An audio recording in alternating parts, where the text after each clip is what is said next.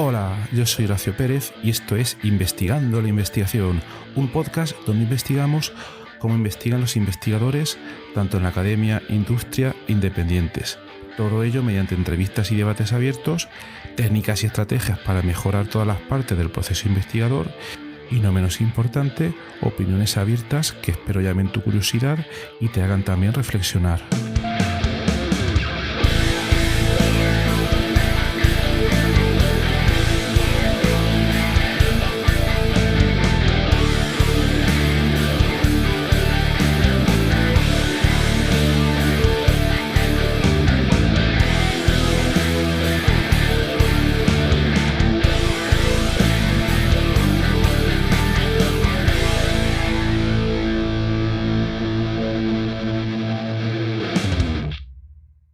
Existen diversas maneras para medir la productividad de un investigador. Una de ellas es el llamado índice H.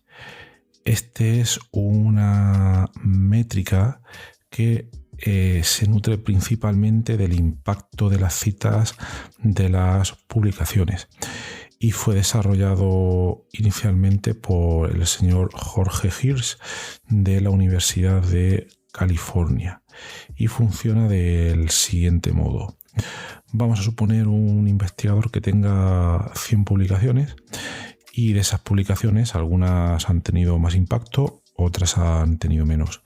Las que más impacto hayan tenido, y si medimos ese impacto por el número de citas, vamos a suponer que algunas tienen 10 citas, otras 20, 30, 40, 50, y luego hay algunas que tienen 0 citas, otras que tienen 1, 2, etc. Entonces os podéis imaginar que hay una distribución del número de citas, donde si en el eje Y tenemos el número de citas y luego en el eje X ponemos el número de artículos, entonces habrá un momento donde tenemos una recta que corta esa distribución en un cierto punto, que es el punto H.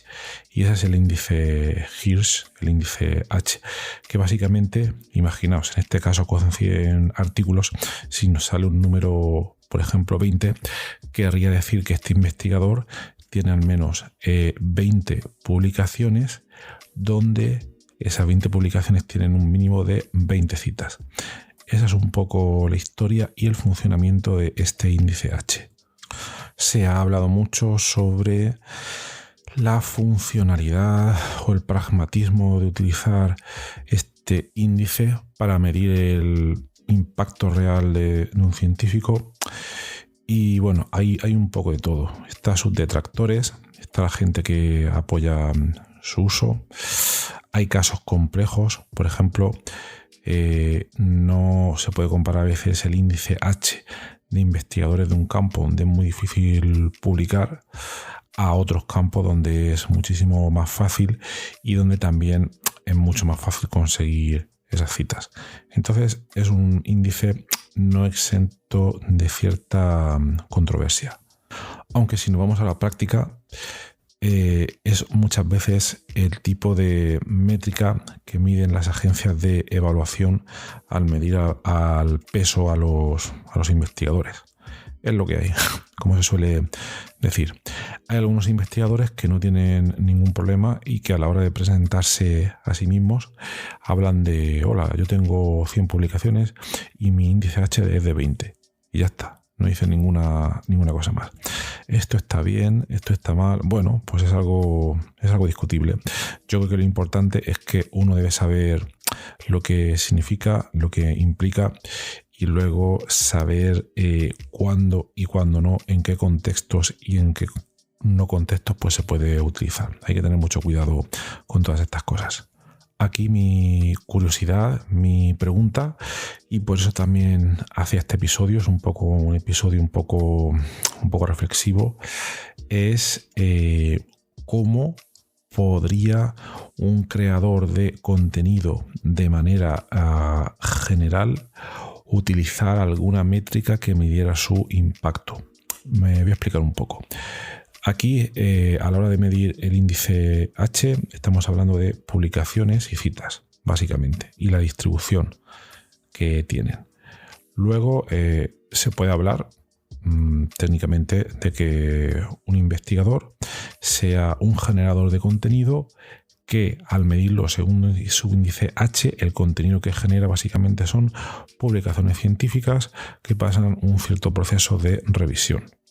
Se puede decir así, pero nos podemos ir a algo más general, a un creador de contenido general.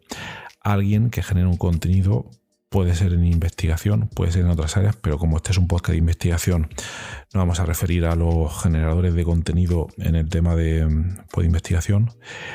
¿Cómo podríamos medir el impacto de ese investigador que ahora no solo genera publicaciones científicas en los journals, sino que, por ejemplo, puede generar hilos de Twitter, posts en LinkedIn, vídeos bailando sin bailar en TikTok,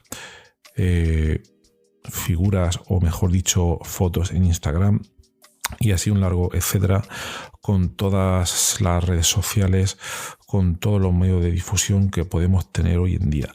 ¿Cuál sería la manera más adecuada de medir ese impacto?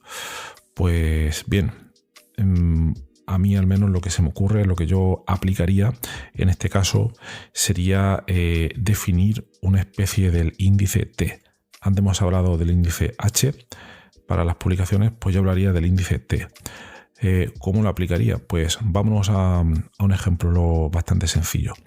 Vámonos al ejemplo de Twitter, ¿verdad?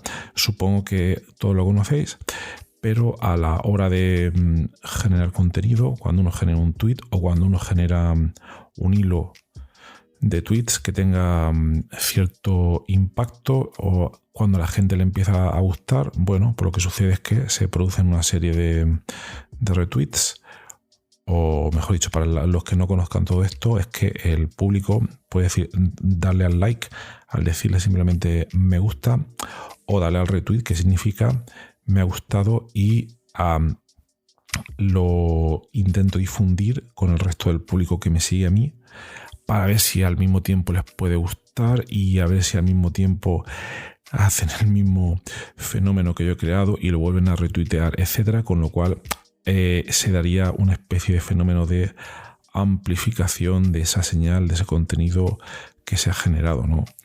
Entonces, en el caso de que este contenido tuviera un gran impacto, se podría producir un fenómeno viral y que llegase pues a muchísima gente, ¿no?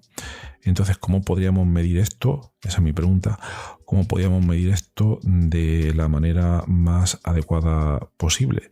Podríamos hablar de un índice T, donde sería... Ahora ya no hablamos de un hilo de Twitter determinado o de un tweet determinado. Ahora lo que tenemos que hacer es coger toda la producción o el timeline de un investigador determinado, analizar todos sus tweets y tener en cuenta cuántos de esos tweets han tenido tantos retweets, ¿verdad? Si, por ejemplo, si ese investigador ha tenido poco impacto en Twitter, lo normal es que tenga muy pocos tweets de todos los que ha hecho que hayan llegado relativamente lejos, o mejor dicho, que hayan tenido un mínimo número de retweets. Mientras que si ha tenido un mayor impacto, pues es bastante probable que un gran porcentaje de sus tweets tengan al menos un 10%, por ejemplo, el 30% de todos los hilos o tweets que produce, que tengan al menos pues unos 10 retweets, 100 retweets, 1000 retweets, etcétera, etcétera. Entonces, si aquí aplicamos el mismo mecanismo del índice H, podríamos tener el índice T. Cuando un investigador en Twitter tiene un índice T igual a 30, querría decir que al menos tiene 30 tweets que han conseguido 30 retweets. Y así sucesivamente. Esta idea se podría aplicar también a otras redes, imagino, como LinkedIn, donde también en lugar de retweet creo que está el repost. Y lo imagino que en Instagram y en TikTok, que no controlo tanto, pues se puede dar un fenómeno relativamente parecido, ¿no? Entonces, esta podría ser una manera de medir ese impacto. Podrían haber muchísimas otras, pero yo creo que aquí lo interesante, y que no sé si empezará a suceder en algún momento, que algunos investigadores, a la hora de hablar de la difusión o de la divulgación de su trabajo, como comentábamos en el episodio anterior sobre proyectos de divulgación, a la hora de poner en su currículum su capacidad divulgadora, pues hablen o añadan de manera expresa a su currículum este índice T para reflejar el impacto que tiene el contenido en las redes sociales que ellos utilizan, ¿no? Bien, aquí la principal pega que veo yo de esta idea es que, si bien en el índice H se nutre únicamente de las publicaciones científicas, el índice T se podría nutrir de cualquier cosa, porque lo que tiene en cuenta es el impacto del timeline completo del investigador en las redes sociales. Y por explicarlo con un ejemplo lo más fácil posible, vamos a suponer que de cada 100 tweets de este investigador, 99 son fotos de gatos y una es sobre sus temas de investigación, y que lo que está teniendo mayor retweet son sus fotos de gatos o sus opiniones políticas o cualquier otra cosa que no tiene que ver con la investigación.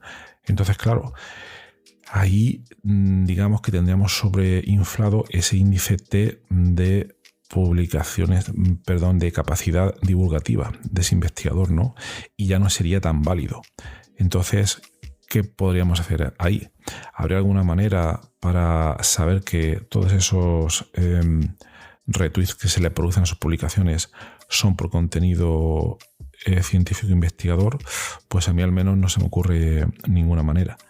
Alguna manera muy rápida sería quizás analizar si los que le hacen el retweet son también investigadores.